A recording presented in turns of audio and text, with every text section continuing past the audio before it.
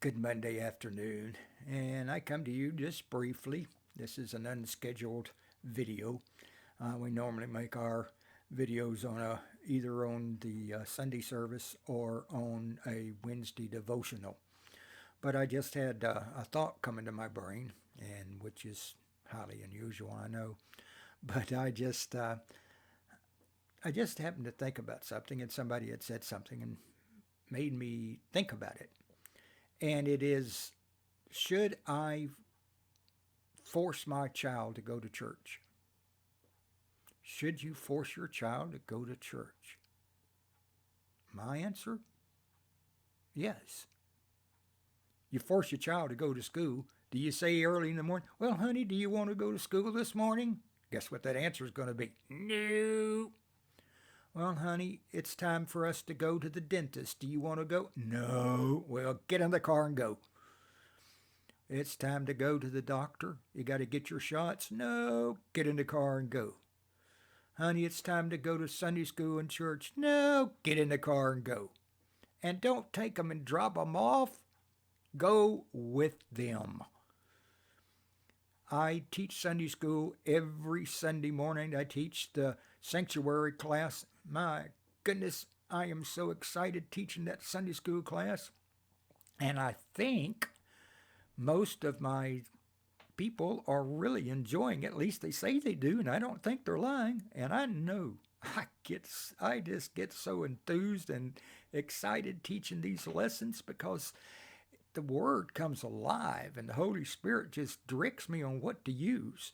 So, yes, make your kids come to church. Make yourself come to church. It's it's better than the best day at school. What's better to learn than the Bible? You want them to learn this stuff that they're learning at school nowadays? I really don't think so, but it's unless you can afford a Christian school, and they are really priced. I got to say this about the Christian schools, though. Everybody, of course, wants Christian schools with licensed, accredited teachers, and so you got to think these teachers have to make a living, and the Christian schools are competing against the public schools. And so a teacher can easily make in a public school $40,000 a year. So say they only make $30,000 a year at a private Christian school. And how many students are going to have to pay for a year to make up just for that one teacher? So you have, say, 15 in a classroom, and a lot of Christian schools won't go over 15. So say if they have to pay $10,000, which is very cheap, $10,000 a year, there's that's 150,000, but 30,000 of it is for the teacher. And some of these classrooms don't have 15; they may have 6. So I could see. But some of them, yeah, some of them are a little on the expensive side, $30,000, $40,000 a year. But if you can afford it, I would say go for it. If you can't afford it, I'm just praying for you. I would love nothing more than to start some type of program at our church where parents would come and we would have at least like 2 days, maybe 3 days a week where we would homeschool them, and then the other 2 days the parents could do something, and maybe once a month we'd go on a trip somewhere. So, of course, that would entail, having the building open and everything, um, and the materials and such. But it surely wouldn't be $10,000 a year. But it would be more of a homeschooling thing. And if you think that's a good idea, let me know because I'm willing to work on it. I used to be a licensed teacher, but I just let my license lapse, and now it'd be impossible to get it back without I go back to school, and I'm not going to do that. But I'm here to tell you, yes, make your child go to church. It's perfectly all right. Raise up a child in the way that should go. And when they get older, they won't depart. You say, well, my child's departed. Have they really? Have they really? Give them a chance. You'll watch them. They'll come back. They'll come back. That seed has been planted in them. So, yes, make your child go to Sunday school. Make your child go to church. You go with them. And if you think this homeschool at a local church might be a good idea, let me know. I'll see what we can work up. It would take some time. Would be next year before we could do it. If you think that's a good idea, let me know. I'll be working on it.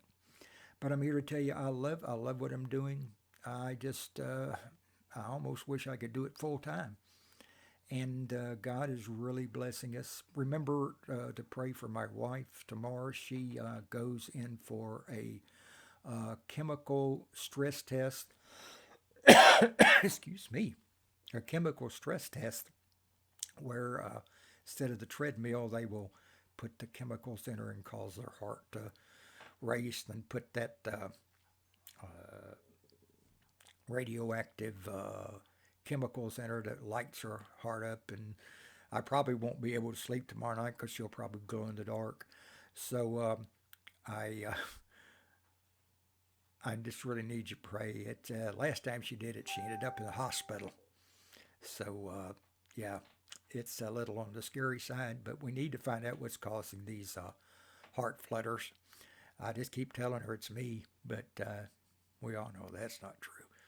But please pray for her. Pray for Amanda Duncan. Amanda Duncan is a member of our church, and she is the pastor's wife daughter. She is in University of Tennessee hospital. They have found that she had COVID.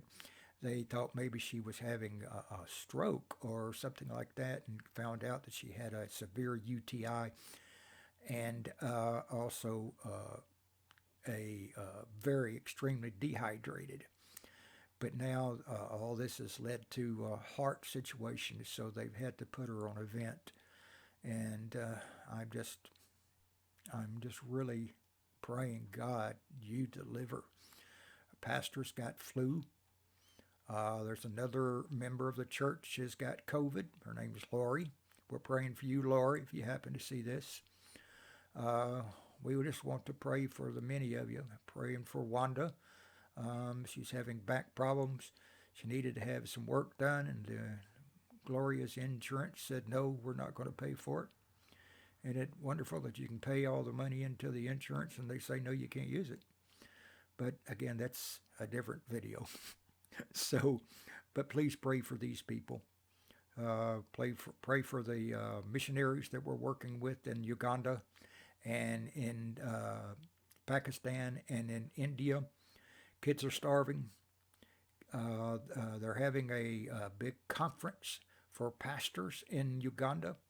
And one of my friends is leading that. He's asked me to be a part and to pray especially. And so we're doing that. So God's just really using us. And I'm excited every day what God's going to be doing for us. I'll be out of contact tomorrow unless I make a phone video while I'm up there waiting those 3 or 4 hours for this test to take place. But I will be online and watching to see if there's anything you need, and we'll just let you know. But God bless you. God bless each and every one of you, especially you that sit through my Sunday school class, and I just enjoy teaching you. I really enjoy hearing from you. And it thrills my soul to let me know that something I've said has touched your heart. And so if I have, just, send me a card and a letter. Remember the old days when you used to be on TV, say, "Oh, remember, send me your card and letters." Well, send me your emails and your texts nowadays. So God bless you. I love you with the love of the Lord.